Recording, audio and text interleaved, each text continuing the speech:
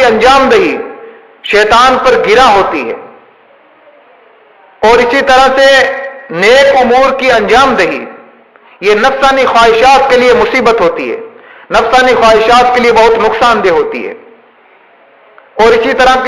سے نیک کاموں کی ترقی کرنا، نیک کاموں میں آگے بڑھنا، نیک کاموں کی ترقی انسان کی طبیعت کے لیے تکلیف دہ ہوتی ہے، اور نیک امور کی انجام دہی انسان کی مرضی اور مشیت کے لیے، اس کی چاہت کے لیے ایک مصیبت ہوتی ہے۔ اور انسان کا نفس اور نفسانی خواہشات یہ ہمیشہ بدی کی طرف انسان کو کھینچتے ہیں، شیطان کبھی نیکی کی طرف رخ نہیں کرنے دیتا۔ انسان اہل غفلت کے اعمال سے اثر زیادہ قبول کرتا ہے، وہ اہل غفلت جو سراسر عبادت اور نیک امور کو چھوڑ کر دنیا کی پرستش میں مصروف ہے، اور دنیا کی پرستش میں لگے ہوئے ان لوگوں کے حالات سے نفس زیادہ اثر قبول کرتا ہے۔ اور آخرت کا ثواب یہ آنکھوں کے سامنے نہیں، اس کا تصور بعید بات ہے۔ آخرت کے ثواب کو فی الحال پا لینا یہ دور کا معاملہ ہے، یہ تصور فی الحال ممکن نہیں۔ حالانکہ دنیا میں کچھ امور ہیں کہ جن کا ثواب دنیا میں ملتا ہے، جن کا فائدہ دنیا میں نصیب ہوتا ہے، لیکن انسان کو نظر نہیں آتا۔ تو ان حالات کے ہوتے ہوئے، اس صورت حال کے ہوتے ہوئے انسان کا نفس عبادت کی طرف کس طرح مصروف ہو، اعمال صالحہ کی طرف کس طرح متوجہ ہو، نیک امور اور بندگی کی طرف کس طرح راغب ہو، اور اعمال خیر کی طرف نفس کس طرح حرکت کرے، کس طرح متحرک ہو، یہ بہت دشوار معاملہ ہے، یہ بہت مشکل امر ہے۔ تو اس لیے اس کے لیے ایک ایسی چیز کا ہونا ضروری تھا جو ان موانع اور رکاوٹوں کا مقابلہ کرے،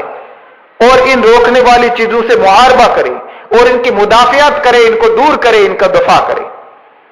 تو وہ چیز ہے رجا، رحمت الہی کی قوی امید، حسن ثواب کی رغبت رکھنا، اور اجر الہی کی پوری توقع اور پورا یقین رکھنا،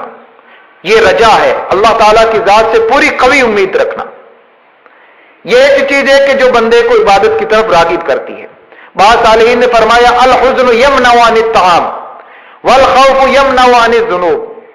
والرجا یقوی علی العبادات والرجا یقوی علی الطاعات وذکر الموت یزہد فی الفضول، کہ حزن و ملال اور غم و فکر اور پریشانی یہ انسان کو کھانے پینے سے اور بھوک سے اور کھانے کی خواہش سے روک دیتے ہیں، اور خوف ہونا یہ بندے کو گناہ سے روک دیتا ہے، اور رجا ہونا، اللہ کی رحمت کی قوی امید ہونا، یہ عبادات اور اطاعات کی طرف بندے کو راغب کرتا ہے۔ امید بندے کو عبادات کی طرف راغب کرتی ہے، اور موت کی یاد ہونا، موت کی یاد ہونا یہ فضول چیزوں سے انسان کو متنفر اور انسان کو فضول چیزوں سے چڑھنے والا بنا دیتی ہے، اور فضول چیزوں سے انسان کو دور کر دیتی ہے، لغویات سے اسے دور کر دیتی ہے۔ دوسری چیز جو رضا کے لیے، رضا کی وجہ سے دوسری چیز جو ضروری ہے، اور رضا دوسری وجہ سے جو ضروری ہے، اللہ تعالیٰ کی رحمت سے قوی امید ہونا اور حسن ثواب کی توقع ہونا یہ ضروری ہے۔ اس کی دوسری وجہ یہ ہے کہ اس کے سبب بندے کو عبادت کی مشقت اور عبادت کی صعوبت آسان ہو جائے گی، عبادت کی پریشانی اور عبادت میں اٹھائی جانے والی دقت اس کے لیے آسانی ہو جائے گی اور سہولت نظر آئے گی۔ اور یہ حقیقت ہے، اور یہ بات یقینی طور پہ بندے کو معلوم ہونا چاہیے کہ جب انسان اپنی مطلوبہ شے کی اہمیت اور افادیت اور اس کی ضرورت کو پہچان لیتا ہے، اور مطلوبہ چیز کی حقیقت کو صحیح طریقے سے پہچان لیتا ہے، مطلوبہ چیز کی ضرورت کو پہچان لیتا ہے، تو اس وقت انسان اس چیز کو حاصل کرنے کے لیے اپنی ہر چیز قربان کر سکتا ہے۔